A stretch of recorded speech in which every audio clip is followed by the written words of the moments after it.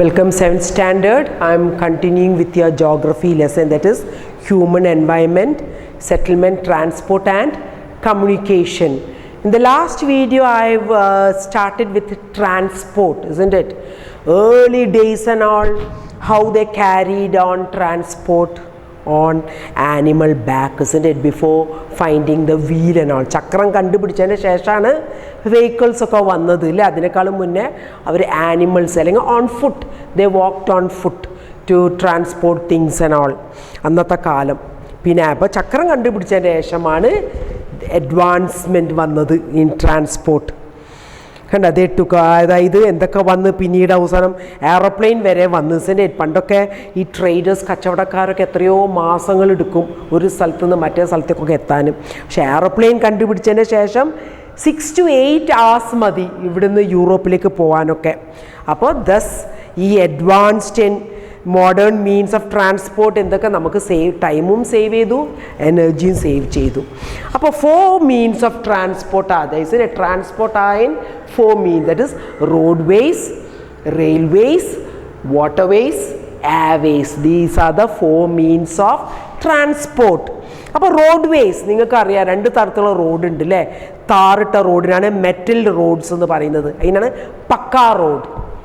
ഈ മെറ്റൽ റോഡ്സിനാണ് പക്ക. മറ്റേ താറിടാത്ത ഈ വില്ലേജസിലൊക്കെ കാണാം ചരലിൻ്റെ റോഡൊക്കെ, അതിനാണ് കച്ചാ റോഡ്, അതായത് അൺമെറ്റൽഡ് റോഡ്സ്, കച്ചാ റോഡ്. പിന്നെ കൂടാതെ എന്തൊക്കെയുണ്ട്, പിന്നെ കൂടാതെ റോഡ്സ്, ഇന്നത്തെ modern technology has enabled people to construct road in terrains like desert, forest and even high മൗണ്ടൻസിൽ വരെ റോഡുണ്ട്. കണ്ടോ, ഇപ്പം Manali Leh highway in the Himalaya mountain is one of the highest roadway in the world. അതായത് മനാലിയിലേക്ക് പോകുന്നുള്ള ആ ലേ highway. പിന്നെ underground road ഉണ്ട് അല്ലേ, അതിനാണ് സബ്വേ അല്ലെങ്കിൽ അണ്ടർപാസ് ആണ്. പിന്നെ കൂടാതെ ഈ ഫ്ലൈ ഓവേഴ്സ് പറഞ്ഞാൽ ഓവർ ബ്രിഡ്ജ് അല്ലേ, ബ്രിഡ്ജിൻ്റെ റോഡിൻ്റെ മേലെ കൂടെ ബ്രിഡ്ജ് വരുന്നത്. Flyovers are build over raised structures. അപ്പോൾ ഇതൊക്കെയാണ് different types of roads. Next will come to railways. കണ്ട, റെയിൽവേസ് എന്താണ്, carry heavy goods and people over long distances അല്ലേ, ക്വിക്ക്ലി ആൻഡ് ചീപ്ലി. കണ്ട, റെയിൽവേ ടിക്കറ്റൊക്കെ മറ്റേതൊക്കെ ബസ്സിൻ്റെയും എയറോപ്ലെയിൻ്റെയും ഒക്കെ കമ്പയർ ചെയ്യുമ്പോൾ എത്രയോ ചീപ്പാണ്. പിന്നെ the invention of the steam engine, ആദ്യം കണ്ടുപിടിച്ച സ്റ്റീം എൻജിനാണ് അല്ലേ. അപ്പോൾ അതിനെ പിന്നെ എന്താ റീപ്ലേസ് ചെയ്ത, diesel and electric engines have largely replace the steam engine. പിന്നെ nowadays there are super fast trains അല്ലേ, അത് മേക്സ് a journey faster.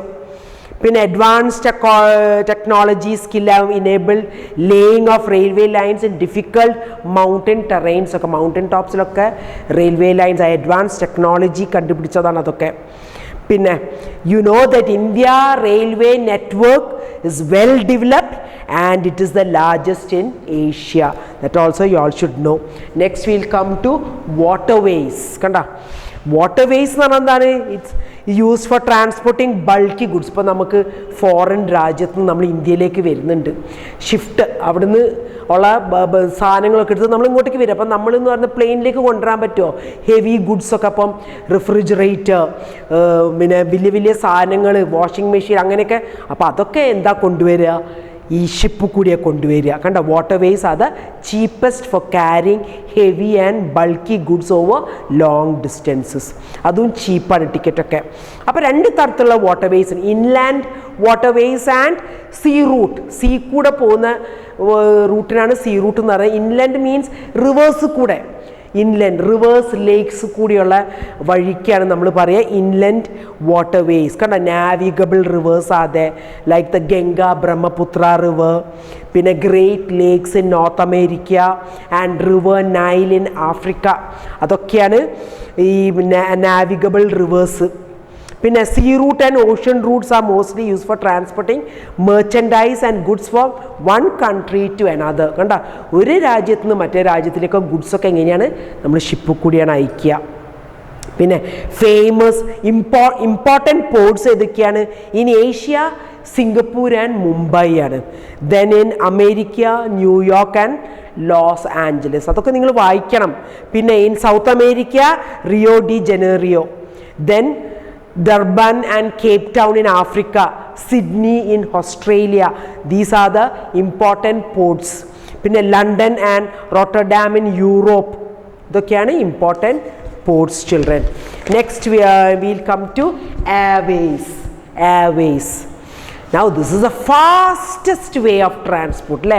നമുക്കിപ്പം 2-3 മണിക്കൂറിനെ കൊണ്ട് ഓരോ സ്ഥലത്ത്, ഇപ്പോൾ ഇവിടുന്ന് മുംബൈയിലേക്ക് 1 മണിക്കൂറിനെ കൊണ്ട് എത്തും, അല്ലെങ്കിൽ ദുബായിലേക്ക് 4 മണിക്കൂറിനെ കൊണ്ടൊക്കെ എത്തും. എത്ര പെട്ടെന്നാണ്. The fastest way of. പക്ഷെ അത് ഭയങ്കര എക്സ്പെൻസീവ് ആണ്.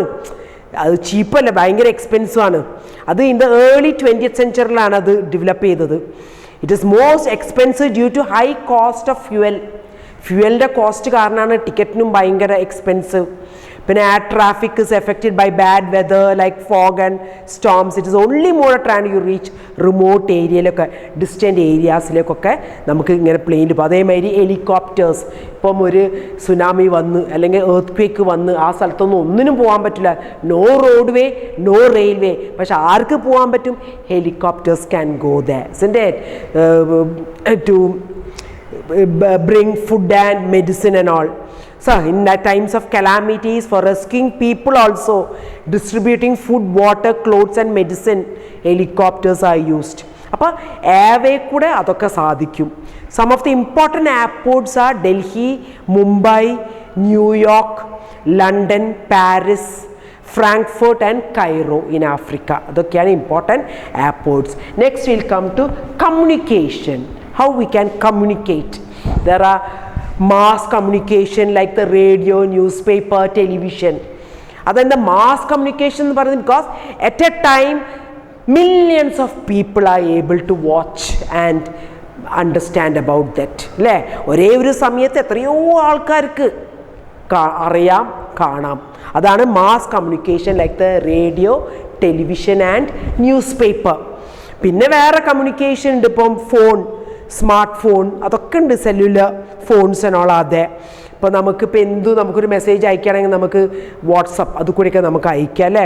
ഇന്നത്തെ കാലം ഇപ്പോൾ ടിക്കറ്റ് ബുക്ക് ചെയ്യാൻ, ഇപ്പോൾ ഒരു സാധനം, ഒരു ഡ്രസ്സ് പർച്ചേസ് ചെയ്യാൻ, അല്ലെങ്കിൽ ഏതൊരു സാധനം പർച്ചേസ് ചെയ്യാൻ ത്രൂ ഓൺലൈൻ അല്ലേ.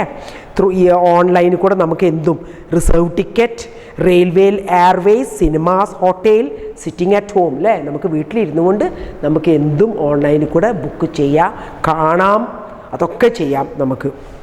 അതാണ് ഈ കമ്മ്യൂണിക്കേഷൻ നമുക്ക് സാധിച്ചു തന്നു. സാറ്റലൈറ്റ്. അപ്പോൾ ഇതൊക്കെ ആരാണ് സാധിച്ചത്? സാറ്റലൈറ്റ്സ്.